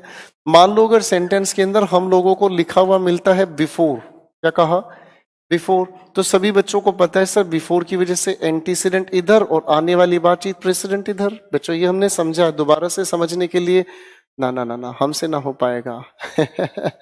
अगर मान लो इसी लिखे हुए सेंटेंस के आधार पर मैं और भी ट्रिक्स बनाना चाहूं तो हम लोगों ने सीखी हैं हर एक बातचीत को। मैं अगर कहूं इट इज के साथ लिखा मैंने टाइम, और इसके बाद अगर मैं कहने की कोशिश करता हूं लिखा है एक सब्जेक्ट, तो आगे क्या लिखवाओगे भाई? सभी को पता चल गया है, सेकंड फॉर्म ऑफ वर्ब या फिर वर्ब।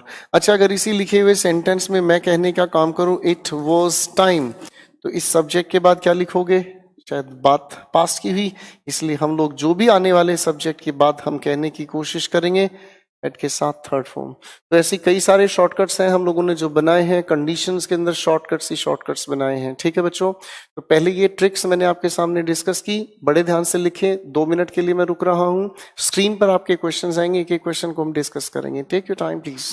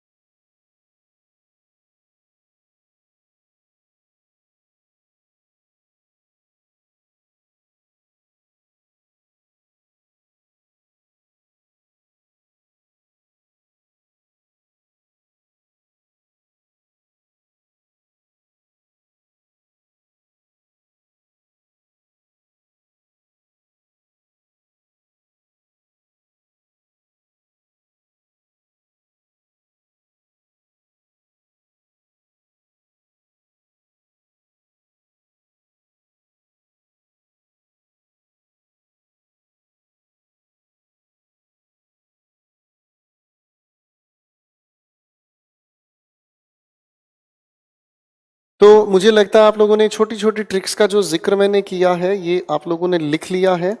अब कथा शुरू करते हैं क्वेश्चंस की। सरकार जरा स्क्रीन पर क्वेश्चंस लेकर आए। इन ट्रिक्स को थोड़ा ध्यान रखें बच्चों, इन ट्रिक्स के बेसिस पर मैं हर एक क्वेश्चन को धीरे धीरे आपके सामने सोल्व करना शुरू करूंगा। और हाथ जोड़ विनती, सिर चरणों में ध्यान, कृपया अपना ध्यान, अपना कान, हाथ पैर सब चीजें थोड़ी खुली रखें। सर थोड़ा सा नीचे कर दो, मैं तो बिल्कुल ही गायब हो गया, बच्चे सोचेंगे फरार हो गए सर। थोड़ा सा स्क्रीन को डाउन कर दीजिए। क्या आप मुझे देख पा रहे हैं? So nice Safi. पहले 4 क्वेश्चंस आपके सामने स्क्रीन पर। मैं शुरुआत करना चाहूंगा, कथा शुरू करना चाहूंगा, बड़े ध्यान से सुने। क्वेश्चन नंबर 1 हमारे सामने लिखा है, बड़े ध्यान से देखें। लिखा है if Manali had worked hard she will have got the job she desired. देखते ही आपको समझ आ गया है कि आपके सामने लिखे हुए सेंटेंस की कंडीशन पास्ट परफेक्ट में है। If Manali had worked hard, condition अगर पास्ट परफेक्ट में है तो रिजल्ट के लिए हम चुनते हैं वुड हैव गॉट। तो विल नहीं यूज करना है आपको, सेक्शन सी फॉर चाइना ठीक करना होगा, शी वुड हैव गॉट। ठीक है बच्चों, अब आगे अगर हम सेंटेंस को ध्यान से देखें तो इसी के अंदर जुड़ा हुआ है एक शब्द और, शी डिजायर्ड। अब ध्यान से समझें, ये जो डिजायर्ड शब्द यहां लिखा है, ये डिजायर्ड शब्द एंटीसीडेंट है। उस इंसान ने मेहनत की जॉब पाने के लिए, लेकिन उसने जॉब की डिजायर तो मेहनत करने से पहले की होगी, यानी कि एंटीसीडेंट हुआ। तो बच्चों सेक्शन सी के अंदर दो तरह की करेक्शन होनी लाजमी है। सबसे पहले विल की जगह पर वुड यूज होना चाहिए, और शी हैड डिजायर्ड। मुझे पूरी उम्मीद है सभी बच्चों ने विल का वुड तो कर दिया होगा, पर शी हैड डिजायर्ड नहीं किया होगा। यो मैन, ठीक करो सारे के सारे, बहुत हार्ड बहुत हार्ड। क्वेश्चन नंबर 2 पर आए। He told me that he wrote a letter to his superior for certain reason. Question बड़ा प्यारा है, ध्यान से देखें। एक इंसान ने यहां पर दो एक्शंस बताए।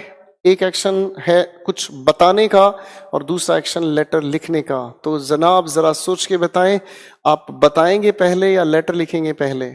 साइमल्टेनियस एक्शन हो नहीं सकते कि आप लेटर भी लिख रहे हैं और बता भी रहे हैं। ना जी ना। इस लिखे सेंटेंस में अगर ध्यान से देखें तो उस इंसान ने लेटर लिखने का काम पहले किया, बताने का बाद में। तो यानी कि ही रोट अ लेटर नहीं, एंटीसीडेंट होना चाहिए। He had written a letter. B for Bombay को ठीक किया, he had written a letter. Question number 3 पर आए। लिखा है I am working at my present job since the day. कहानी यहीं खत्म हुई। सिंस के साथ अगर समय बताया गया है तो क्वेश्चन टाइम वर्ड आते ही आप रिवर्स अटैक करते हैं, और यानी कि आप आगे बढ़ने से छोड़ आप सेक्शन ए के टेंस को परफेक्ट कॉन्टिन्यूअस टेंस में ठीक करें। I have been working at my present job. I have been working at my present job. A for apple को आपने ठीक किया। क्वेश्चन नंबर 4 के लिए देखते हैं। लिखा है आफ्टर रवि। सभी लोग जानते हैं कि आफ्टर के बाद हम एंटीसीडेंट बताने का काम करते हैं, और एंटीसीडेंट अगर बताने का काम हुआ तो एंटीसीडेंट के लिए हमने कहा आफ्टर रवि हैड रेड। बाकी का सेंटेंस अपने आप में ठीक हुआ। क्वेश्चन नंबर 5 पर फोकस करते हैं।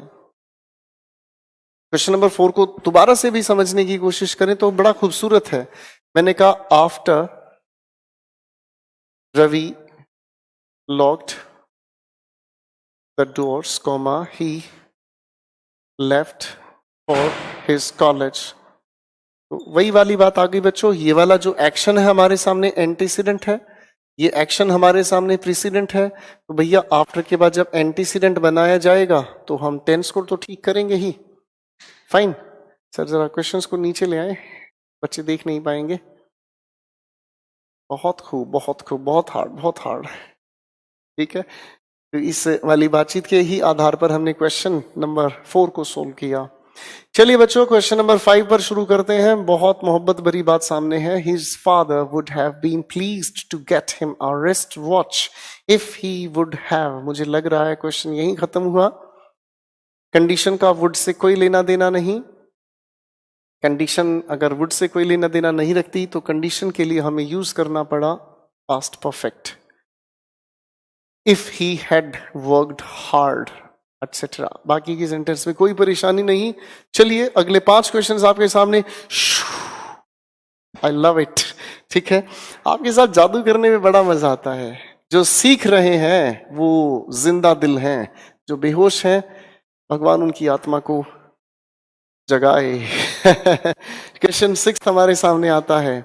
When the doctors found, देखो हम लोगों ने समझा था पिछली किसी क्लास में कि when का जिक्र हम indefinite tense के साथ करते हैं। तो when the doctors found अपनी जगह सही है। आगे लिखा है that the player has taken। सवाल यहीं खत्म हुआ। सर दवाई लेना, प्रोहिबिटेड मेडिसिन लेना, ये एंटीसीडेंट है। अगर ये एंटीसीडेंट है तो एंटीसीडेंट आप अपना बताते हैं पास्ट परफेक्ट टेंस में। ऑप्शन बी फॉर बॉम्बे को हैज टेकन ना कहकर आपने कहा हैड टेकन। नाइस दोस्तों, क्वेश्चन नंबर 7 पर आते हैं। एज सुन एज, इस एज सुन एज का ध्यान से यूज समझना। As soon as the clock strike 5 they down the tools and off they go. लिखे हुए इस सेंटेंस के अंदर किसी भी कंफ्यूजन में ना पड़े। लिखे हुए सेंटेंस को ध्यान से समझें तो इस सेंटेंस के अंदर एक रूटीन एक्शन बताया गया है। मैं दूसरे तरीके से समझाता हूं। क्लास में 8:30, जैसे ही क्लास में 8:30 बजते हैं, टीचर माइक छोड़ता है, मार्कर छोड़ता है, लव यू ऑल कहता है, इधर खिसक जाता है, क्लास खत्म होती है। ये रूटीन एक्शन है। अगर ये रूटीन एक्शन है तो रूटीन एक्शन होने का मतलब समझ आया कि ये तो टेंस प्रेजेंट इंडेफिनिट में होना चाहिए। As soon as the clock strikes 5। अब यहां समझें, एज सुन एज अपनी जगह ठीक है, बिल्कुल स्पेसिफिक टाइम की बात है, या फिर अगर मैं कहूं इमीडिएट एक्शन, जैसे ही 5 बजते हैं हथियार डाले और अपने अपने घर निकल लिए। As soon as the clock strikes 5। B for Bombay ठीक किया। क्वेश्चन नंबर 8 पर फोकस करें, बहुत प्यारे प्यारे सवाल हैं। It had been our custom from immemorial time to be hospitable to those who come to our doors। Question में एक नहीं, 2 जगह एरर है। पहली बार आपके सामने क्वेश्चन आ रहा है। कई बार स्टूडेंट्स पूछते हैं कि सर एग्जामिनेशन के अंदर अगर पैटर्न बदला जाए तो किस तरह के क्वेश्चंस हो सकते हैं। आओ जरा थोड़ी सी बात को समझते हैं। हमारे सामने लिखे हुए क्वेश्चन, ये क्वेश्चन आपके लिए एक्सपेरिमेंटल नहीं है, इंटेंशनल डाला गया है। हमारे सामने पेपर क्वेश्चन के 4 हिस्से बांट कर देता है। मैं कॉमन एरर्स की बात करता हूं देवियों दोस्तों, छोड़ो नहीं बोल रहा। हमारे सामने अगर मेरे होने से मुस्कुराहट है आपके चेहरे पर तो जिंदा हूं मैं। हमारे सामने लिखे हुए अगर ये 4 सेक्शंस हैं, हमारे सामने लिखे हुए 4 सेक्शंस अगर हैं, तो इन 4 सेक्शंस के एरर देखो। एक फिकल माइंडेड एटीट्यूड क्या कहता है? फिकल माइंडेड एटीट्यूड कहता है कि भैया किसी भी एक सेक्शन, जैसे मान लो मुझे बी सेक्शन में एरर मिल गया, मैं आगे सेंटेंस पढ़ता ही नहीं।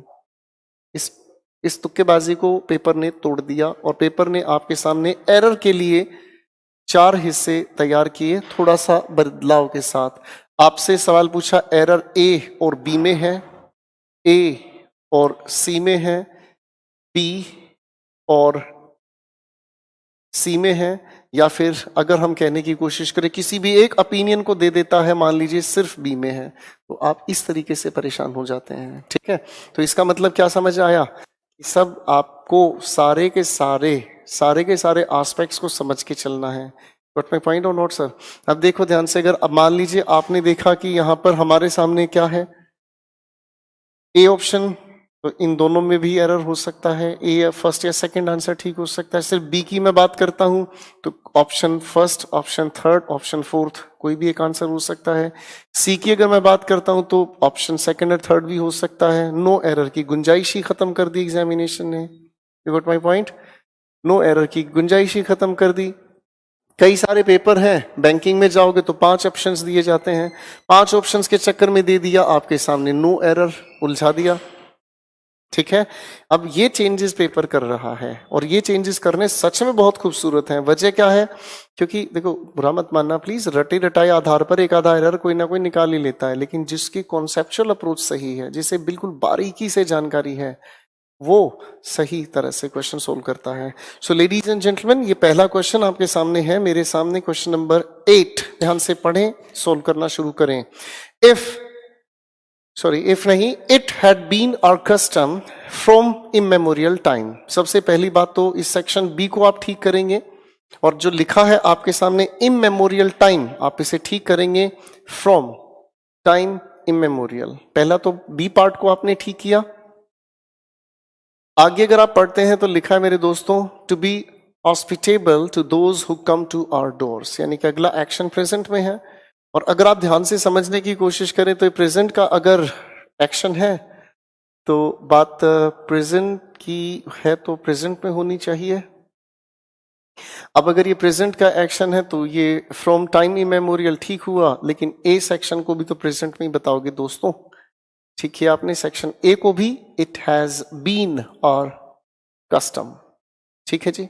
अब 2 शब्द मेरे दिल में आए, काफी देर से उछल रहे हैं, बताकर मानूंगा। एक शब्द हमने कहा हैबिट। हैबिट होती है दोस्तों इंडिविजुअल की, और अगर कस्टम की हम बात करें तो इंडिविजुअल की नहीं होती, ये होती है एक ग्रुप की या फिर सोसाइटी की या फिर कम्युनिटी की। ठीक है, 2 शब्द हो गए तैयार। एक शब्द आता है कन्वेंशन। कन्वेंशन होता है किसी स्पेसिफिक टाइम पर। कन्वेंशन स्पेसिफिक टाइम पर, आप घर पर आए, घर पर आओगे तो मैं आपसे पूछूंगा चाय पियोगे, सिर्फ पूछूंगा, पिलाऊंगा नहीं। कन्वेंशन है। फिर एक चीज आती है इसी से जुड़ा हुआ, रिचुअल। रिचुअल होती है किसी पर्टिकुलर ओकेजन से। रिचुअल जैसे नवरात्रे जब आते हैं तो घरों में प्याज लहसुन से बना हुआ खाना रोक दिया जाता है। रमज़ान का जब महीना आता है तो नॉन वेजिटेरियन खाना बिल्कुल बैन हो जाता है, भले ही आप रमज़ान रखते हैं। वैसे रमज़ान कहें या रामदान का महीना कहें, जैसे अब आप मान लीजिए ईस्टर संडे की बात करें, हर तरह के त्यौहार है, हर तरह के त्यौहार का अपना अपना रिचुअल है, ठीक है ना। रिचुअल के मतलब समझ लें, जैसे आपकी शादी होगी, आ गया जोश, आ गया, कलाए को पढ़ लो। जब आपकी शादी होगी तो कई सारे रिचुअल्स होंगे, हाँ है ना, ठीक है। जितने भी लड़के हैं वो माथे पे सिंदूर लगा के घूमेंगे। लो जी भाई साहब, लड़के माथे पे सिंदूर लगा घूमे, शिकारी पड़े एक से एक। तो ये रिचुअल्स हैं, ओकेजन से रिलेटेड हैं, ये आपको पता होना चाहिए बेटा। तो हमारा सेंटेंस हमने ठीक किया। पहले तो सेक्शन ए में क्वेश्चन नंबर 8 पर हूं मैं। It has been a custom, और आगे लिखा from time immemorial. Time immemorial का क्वेश्चन हम कर चुके हैं सिंस 4 की चैलेंज में। क्वेश्चन नंबर 9 पर आए। I asked if she has, लो जी क्वेश्चन यहीं पर खत्म हुआ। बात आ गई आई आस्क्ड पास्ट की, तो आगे आने वाली बातचीत होनी चाहिए if she had looked everywhere. बाकी का सेंटेंस अपने आप में ठीक हुआ। बी फॉर बॉम्बे को हैज हटाकर हैड लिखा। क्वेश्चन 9 के बाद आता है क्वेश्चन 10। इन्वर्जन है बच्चों, ध्यान से देखें। हैड आई रियलाइज्ड, बात समझ आ रही है, पास्ट परफेक्ट का इन्वर्जन है। Had I realised that it was such a long way I would have taken, section C for China को ठीक करें, I would have taken a taxi. चलिए दोस्तों अगले क्वेश्चन पर आते हैं।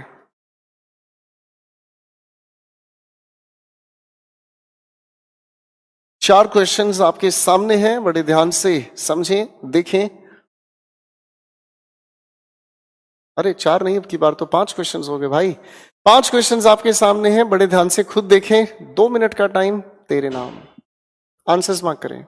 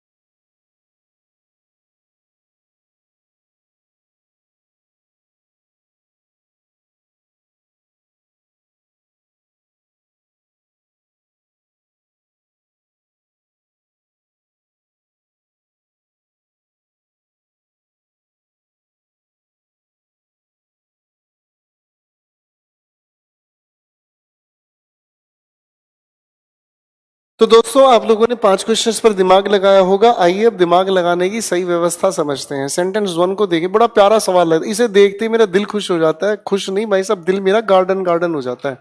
इसको मैं ऐसे नहीं, मैं इसको दिल खोल के समझूंगा। देखो सिचुएशन क्या है, बड़े प्यार से समझे। हमारे सामने बेसिकली एक स्विमिंग पूल है, ठीक है जी, पूरा बनाऊंगा जी, फाइन। ये हमारे सामने एक स्विमिंग पूल है और यहाँ पर एक स्प्रिंग बोर्ड बनाया हुआ है, फाइन। और स्प्रिंग बोर्ड इस तरीके का है। अब यहाँ पर एक प्राणी आया और ये आया प्राणी, ठीक है भाई, नजर आ रहा है ना सबको? अब इस इंसान ने आया और यहां से छलांग लगाई, और छलांग लगाई तो बड़ा खुशी से आया। अब ये मत पूछना सर इसकी चड्डी कहाँ है, इतनी बारीक सी बात मैं नहीं करूंगा, ठीक है जी।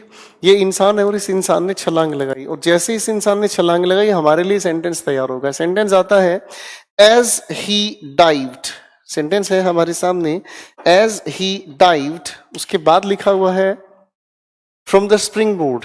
As he dived from the spring board he was terrified to see. और इसने जैसे ही नीचे देखने की कोशिश की तो पता चला कि आपका जो स्विमिंग पूल है, the water was drained from the pool the previous night. Common sense को लगाने की कोशिश करें। इस इंसान ने जंप किया, जंप करने के बाद देखा, तो जंप करना और देखना ये दोनों के दोनों एक्शंस अलग नहीं है, साइमल्टेनियस एक्शन है, क्योंकि जब वो जंप कर रहा है वो देख रहा है। उस इंसान ने जंप किया, देखा, और जब नीचे ध्यान से देखने की कोशिश की तो इस पूल का जो पानी है वो एक रात पहले निकाला, यानी कि पानी का निकलना जो है वो एंटीसीडेंट हुआ।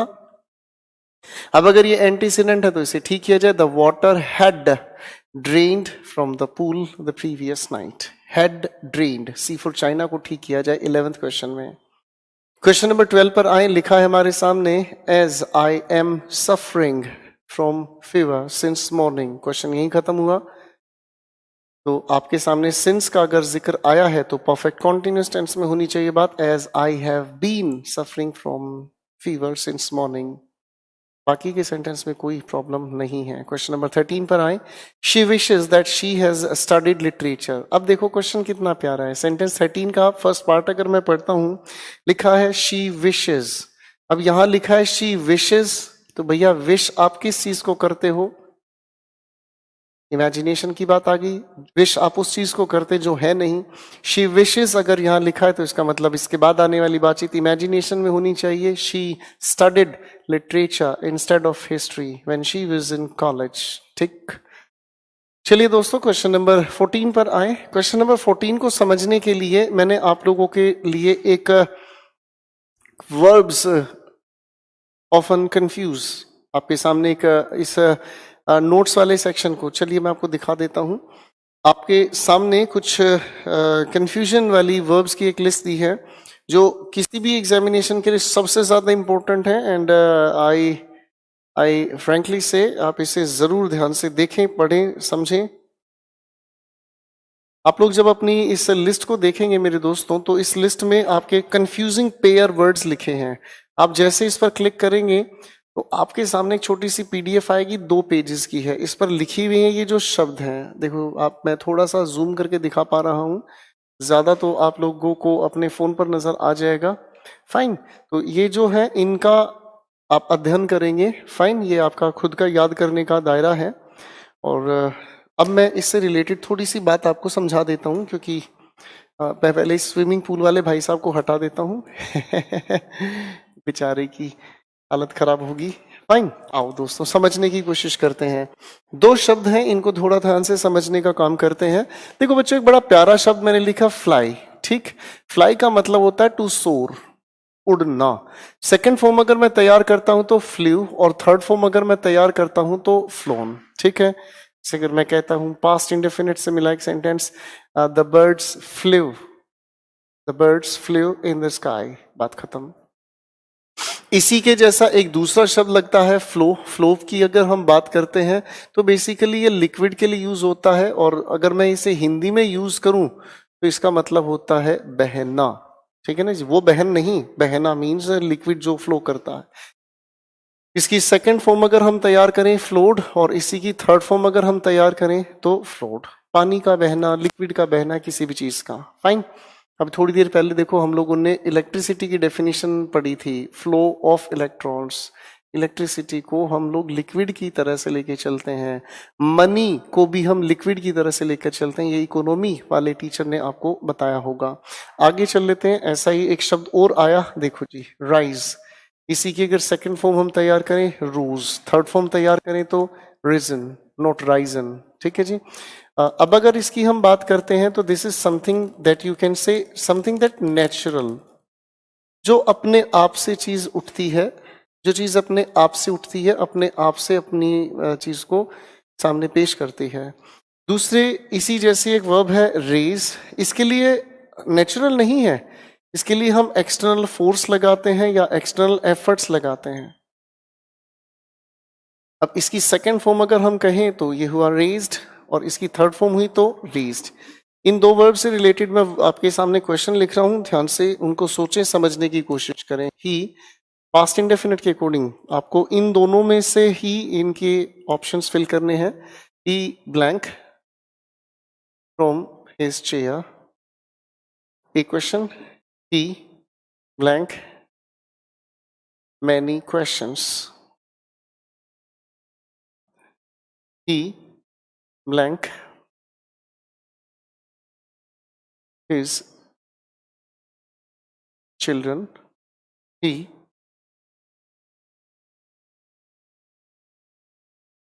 अगर मैं कहने की कोशिश करूं,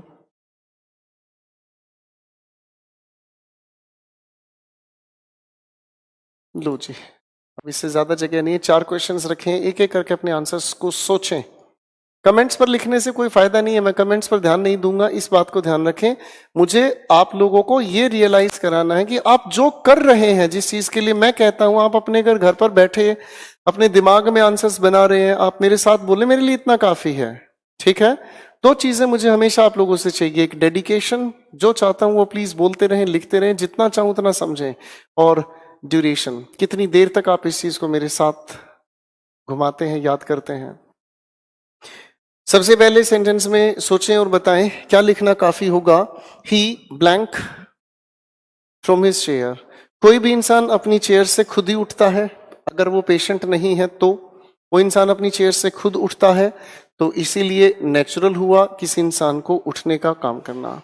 ही ब्लैंक मैनी क्वेश्चंस, क्वेश्चंस अपने आप नहीं उठते, क्वेश्चंस को उठाया जाता है, क्वेश्चंस को लॉजिकली सोचकर उठाया जाता है। बाकी आज मैंने मूर्ख आनंद पहचाने हैं, आनंद लेते हैं अपनी मूर्खता में। बच्चे याद रखना, आपके क्वेश्चन आपके मेंटल लेवल को भी रिफ्लेक्ट करते हैं, और कभी कभी हम कुछ चीजें जो आगे समझेंगे उन्हें सवाल बनाकर पहले पूछकर भी मूर्ख बनते हैं। मैं आपको ऐसा कहना नहीं चाहता, पर मुझे कहना पड़ रहा है, क्योंकि धीरे धीरे आपकी इस आदत बढ़ने से दूसरे बच्चे परेशान होते हैं। एक बच्चे ने बिल्कुल लिखा, सर पढ़ाई की बात होती नहीं, इसलिए मैं तो समझ नहीं पा रहा क्या हो रहा हूं। फाइन, एक छोटी सी मजाक की बात याद आई, कहो तो बताऊं। गील एक छोटा सा मजाक है, ध्यान से सुनना, कि एक डाइपर जैसा हो गया है ये आपका ग्रुप, कि बार बार खोल के देखना पड़ता है कि कुछ हुआ है या नहीं हुआ है।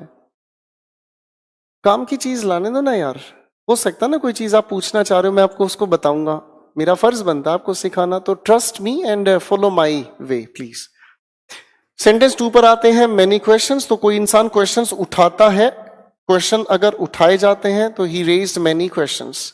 कितनी अजीब लगती है ना ये बात कि मैं बार बार आपको ये चीज कहता हूं कि प्लीज मेरी बातों को फॉलो करें, कितना अजीब लगता है, जबकि ये चीज नेचुरल है, आपको फॉलो करना और सीखना है। मेरे अकॉर्डिंग चलोगे भैया, मैं बिल्कुल एक एक चीज करूंगा, लेकिन आपको मैं बार बार ये चीज बोलूं, दर्द दिलों के हिज चिल्ड्रन। अब आप अपने बच्चों को पालने के लिए एफर्ट्स लगाते हैं मेरे दोस्तों, जब एफर्ट्स आप लगाते हैं बच्चों को पालने के लिए, तो सेंटेंस करेक्ट हुआ, he raised his children. He blank false hope in her heart, किसी के दिल में आप झूठी उम्मीदें जगाते हो, एफर्ट्स लगाते हो, ही रेज्ड। ठीक हो गई बातचीत, फाइन। तो खैर ये तो बात थी, इनको आराम से हम लिख भी लेंगे, पहले क्वेश्चंस पर फोकस करते हैं ladies and gentleman. Sentence number 13 पर है हम, नहीं 13 हमने किया, क्वेश्चन नंबर 14 पर है ladies and gentleman. Much water has phloem, हम जानते हैं कि फ्लोन तब आती है बात जब बात उड़ने की है, और पानी उड़ता नहीं है।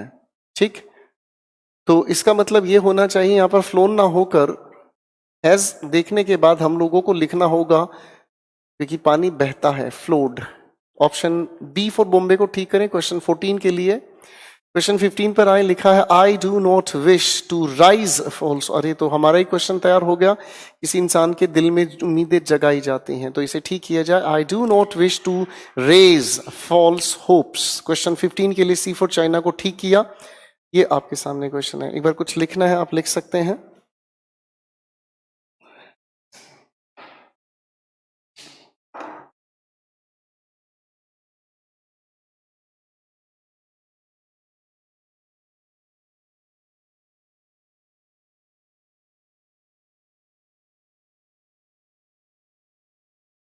मुझे ऐसा लगता है कि पहले आज यहाँ तक की कथा को आप बड़े ध्यान से रिवाइज कर लें और एक एक चीज को ध्यान से समझ लें।